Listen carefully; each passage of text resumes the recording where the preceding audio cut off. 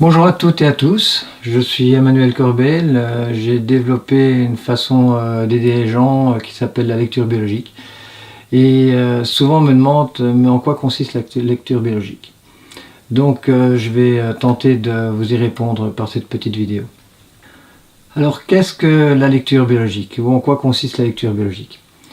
La lecture biologique finalement c'est la synthèse des connaissances que j'ai acquis tout au long de mes 30 ans d'expérience de thérapeute, qui m'a permis de voir le patient dans une triangulation psychisme, cerveau, organe, ou dans son intégrité, on va dire physique, c'est-à-dire corporelle, psychique ou mentale, émotionnelle et spirituelle.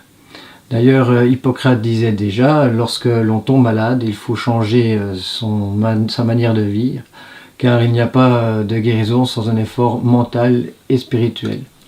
Donc, qu'est-ce que nous dit Hippocrate? Hippocrate nous dit que finalement, lorsque l'on tombe malade, toute maladie est due à une situation de vie que l'on vit dans une grande difficulté.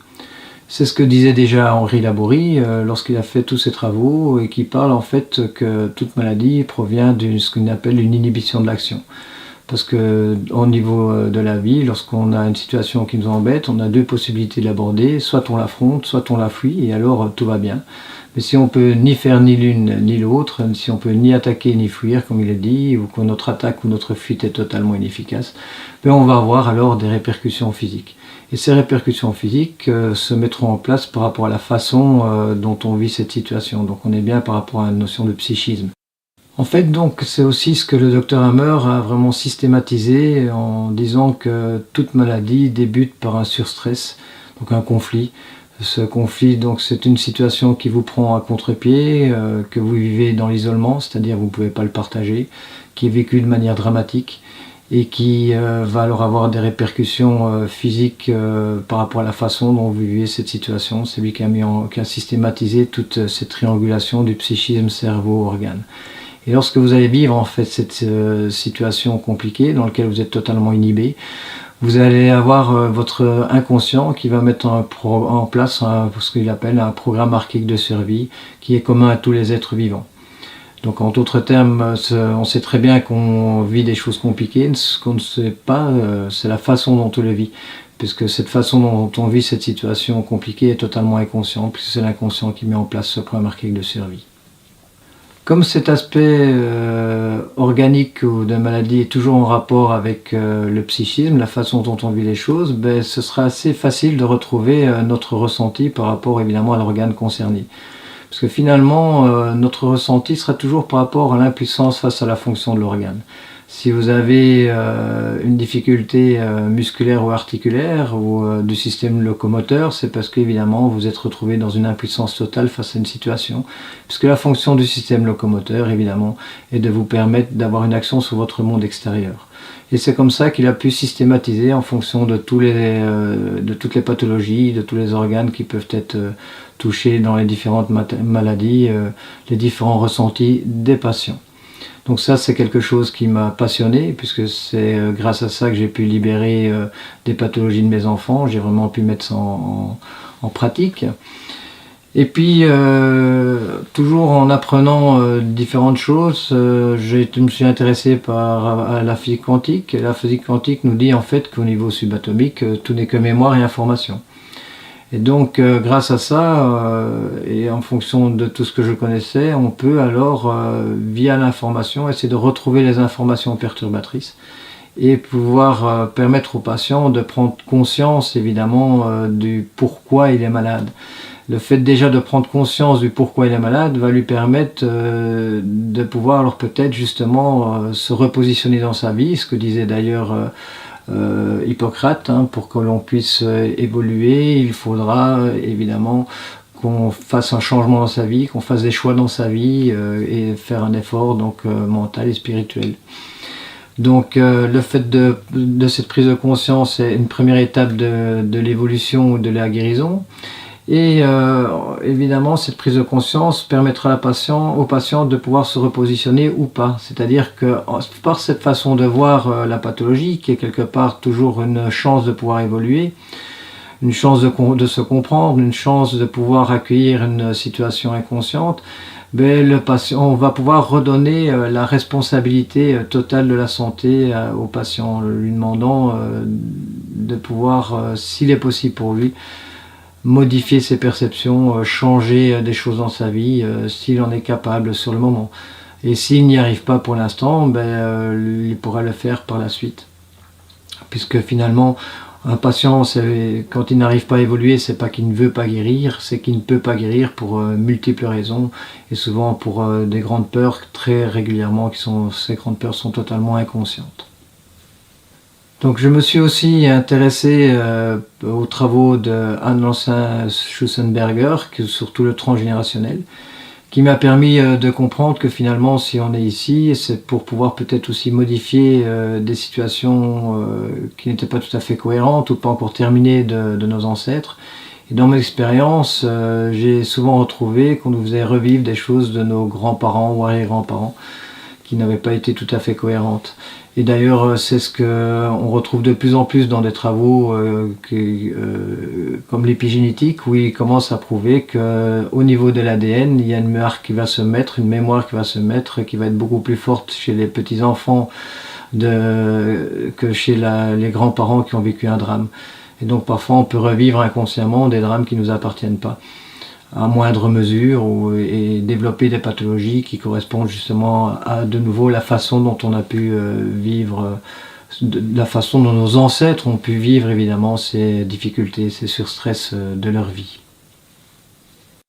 Au décours de mon évolution aussi, aussi bien personnelle que thérapeutique, j'ai pu me reconnecter à la spiritualité, et c'est vraiment les travaux d'Annick de Souzenel qui m'ont amené à tout ça. Et j'ai beaucoup aimé cette énergie, et qui rejoint d'ailleurs très fortement la chimie, qui nous demande finalement d'aller dans notre inconscient, d'aller visiter notre terre intérieure, comme dit la chimie, de pouvoir éclairer nos démons, de pouvoir donc assimiler certaines énergies et de pouvoir leur rectifier, c'est-à-dire de pouvoir muter les choses, de pouvoir prendre conscience et muter, redonner d'autres réponses à des situations. Donc si on écoute ce discours, on peut comprendre que finalement toute épreuve de notre vie est là pour nous faire évoluer sur quelque chose qu'on n'a pas encore compris. Et c'est une grande chance finalement, parce qu'on redevient responsable complètement de notre vie et on n'est pas victime d'une situation. Et d'ailleurs c'est ce que nous enseigne aussi la physique quantique, qui va rechercher justement toutes ces énergies de spiritualité, qui nous dit qu'au niveau subatomique, c'est l'observateur qui crée la réalité, c'est-à-dire que c'est vous qui créez tout ce que vous vivez, c'est vous qui créez tout ce qui vous entoure. Si vous avez l'impression qu'on ne vous respecte pas, ben, il faut se poser la question, mais qui je n'ai pas respecté, parce que quelque part, on a créé ce non-respect. Et la première personne, évidemment, auquel on peut penser, c'est nous-mêmes. Et donc, grâce à cette physique quantique qui nous enseigne aussi que tout, finalement, n'est que mémoire et vibration, j'ai développé une possibilité, par un toucher très subtil, de pouvoir, avec toutes ces connaissances, de pouvoir rechercher justement les conflits des patients, leur pourquoi de leur pathologie. Donc ça leur permettra de comprendre leur pathologie. Quand on entend comprendre, c'est prendre avec soi. Prendre avec soi, vous voyez, c'est déjà pouvoir le mettre dans son sang, c'est-à-dire d'être accepté. Vous voyez, quand on comprend ça, l'acceptation, personnellement, je retrouverai déjà beaucoup plus dans l'intestin grêle, puisque l'intestin grêle a une fonction finalement d'assimilation. Donc de pouvoir transformer la nourriture en constituant propre qui va aller dans votre sang. Donc accepter quelque chose, c'est déjà le mettre à l'intérieur de soi. Cette acceptation va être une première étape de cette évolution de guérison, puisque par la suite il va falloir évidemment muter, changer de réponse, c'est-à-dire muter notre réponse, avoir cet élément de résilience et d'alors aller vers le pardon, vraiment le pardon total de la situation. Donc pardonner, c'est se libérer. Et donc on permet au patient d'être responsable de sa santé, qui retrouve son plein pouvoir, qui ne donne pas le pouvoir au monde extérieur, parce que si on est victime, ça veut dire qu'on donne toujours du pouvoir au monde extérieur. Donc vous voyez, finalement, la lecture biologique est une façon de voir le patient de manière très très large, dans son unité, dans son intégrité. J'ai pu aussi établir un protocole très précis maintenant par rapport à mon expérience, où on voit vraiment tout cet aspect psychique du patient de manière très précise. Mais pas seulement, on peut voir aussi parfois des impacts au niveau toxique, parce que la toxine existe, parfois des difficultés aussi dans des cicatrices pas toujours visibles, parce qu'à l'intérieur de nous on peut être rempli de cicatrices, parce que lorsqu'on vit des conflits, lorsqu'on va pouvoir libérer ces conflits, à un moment donné, il y aura une phase de cicatrisation. Donc il y a des cicatrices qu'on connaît et des cicatrices qu'on ne connaît pas. Donc tout ça, j'ai pu mettre en évidence aussi et travailler dessus avec des résultats assez surprenants, vraiment de manière parfois même spectaculaire. Dans ce protocole, on voit aussi le fait de pouvoir travailler sur tous les différents stades évolutifs. J'ai pu comprendre qu'on évolue par stade, et donc on peut être parfois bloqué sur certains stades, et puis ça permet justement à la personne de pouvoir vraiment aller dans d'autres énergies. J'ai aussi pu mettre en place un travail sur tout ce qui est entité, que ce soit des émotions négatives qu'on nous transmet, que ce soit des énergies telluriques, des mémoires de murs, ce genre de choses. Aussi, j'ai fait des expériences en priant aussi, donc parfois la prière peut aider une personne, et ça aussi, en interrogeant le corps, on va pouvoir déterminer si on en a besoin ou pas. Et là aussi avec des résultats surprenants, et c'est les patients eux-mêmes qui me demandaient ce que j'étais en train de faire, parce qu'il y avait des choses à l'intérieur d'eux alors que j'étais simplement en train de prier. J'ai aussi mis en place un travail sur l'aura, donc tout votre corps énergétique tout autour de vous, que j'ai développé à partir des écrits de Carlos Castaneda, qui a travaillé sur tout ce qui est chamanique. Et ces derniers temps, je travaille énormément aussi sur toutes les énergies de création de monde que reprend les lettres hébraïques, avec des choses assez incroyables, puisque tout ce que j'apprends, j'essaie de le mettre en pratique et je vois ce qu'il en est. Je suis toujours un peu comme saint Thomas, moi j'aime bien voir, avoir des choses concrètes dans mes mains par rapport à ce que j'ai expérimenté.